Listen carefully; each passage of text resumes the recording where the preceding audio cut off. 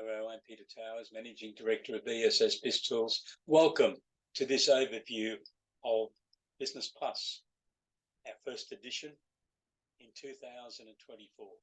I hope that 2024 will be a successful year for you, your team members, and your clients. Our suggestion is that you read the Business Plus newsletter before you send it to your clients and then forward it to them. But as you read these various articles, think about which of your clients or your prospects that particular article may be of great interest to, and follow them up. Make a phone call 3 or 4 days after you've sent the Business Plus article to them and have a discussion. See if you can have a cup of coffee with them and have a discussion about the issues that are confronting them in their business and how you might be able to help them. Help them by delivering a virtual Chief Financial Officer service to help them solve their business issues. So we've got a difficult environment, and we've listed some of the key issues there that are obvious. Inflation, interest rates are high. There's a lot of business failures. There's problems with supply chains. Is there anything you can do to help your clients? It might be more planning, built around budgets and cash flow forecasts to try to get them some additional financial support. It might be looking at their debtors balance to see whether you could help reduce the amount of money that's owing to them. We then moved into strategy review. This is a series of questions that if you were talking to your clients, I think you should be posing to them. We're doing it through a newsletter, but by following up, it'll be interesting to see what their response is. How is their business going? Are they happy with the profit? Are they happy with the current position? Would they like to see some changes?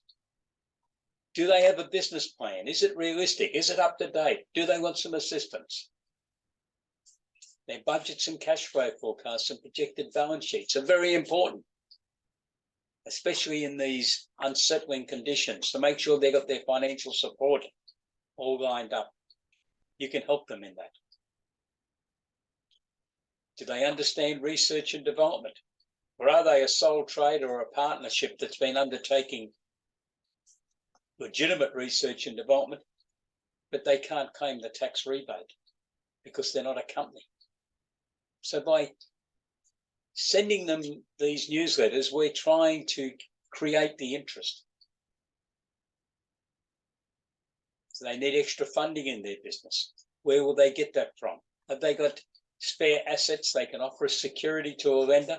Or are they interested in trying to raise capital through the avenues that are available for private companies? Where do we get 50% from? Last month, you might recall, we had an article which was discussing the new grant that was available. And we indicated that the company had to pay a matching amount, which was 50%. And someone contacted us and said, well, where do I get the 50% from? So this month, we're trying to answer that question. If they're a young, innovative company undertaking research and development, they could be eligible for the early stage innovation company status.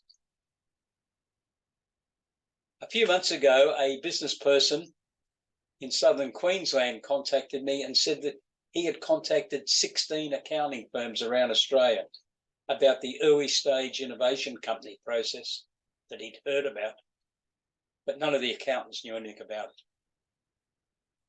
I find that very strange, and hopefully what we're doing will make sure that at least our subscribers know about the early stage innovation company, because it's a great opportunity for a young company under 3 years of age mainly, but there is a category for under 6 years of age also, who are undertaking work on the development of new product, process or service. It's worth looking at, because the real benefit is that investors get a taxation benefit. As far as I know, it's unique in the Australian legislation. Now, for a retail investor, the maximum they can obtain is $10,000 off their tax bill. But for a sophisticated investor, it can be as high as $200,000. And earlier this week, the Financial Review has run a series of articles which indicates that there are now over 3 million Australians who fit the sophisticated investor status. There's a lot of people that potentially clients could be approaching to invest in their companies if they fit the guidelines for an early stage innovation company.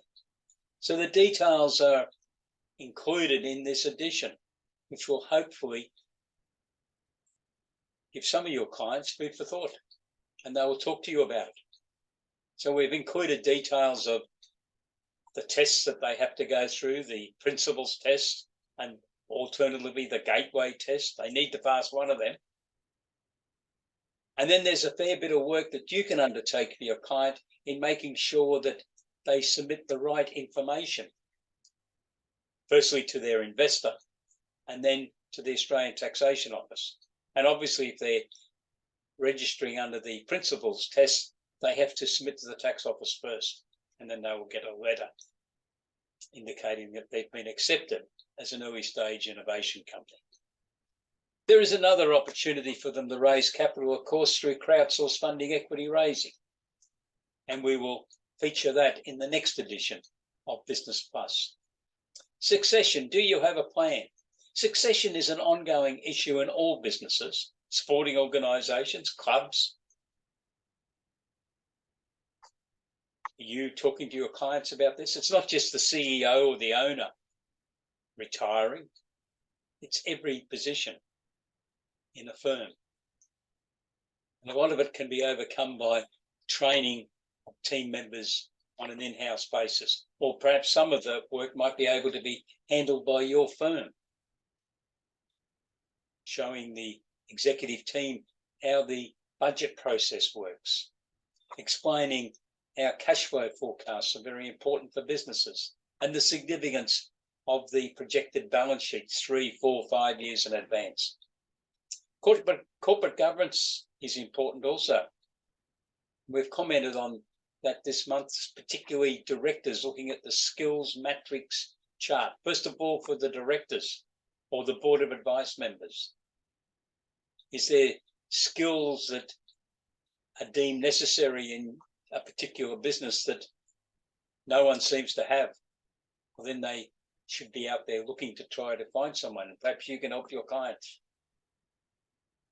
And hopefully that will raise some issues that your clients wish to talk to you about. So these are the issues in this month's edition of Business Plus. Please follow up your clients after you've sent the email communication to them so that you can find out what's really concerning them, so you can then look at offering the services that your clients need. If you have any questions, comments, criticisms on any aspect of this edition of Business Plus, please contact me, peter@essbiztools.com.au, or give me a phone call, 1800 232 088. Stay safe. Have a great day. Goodbye.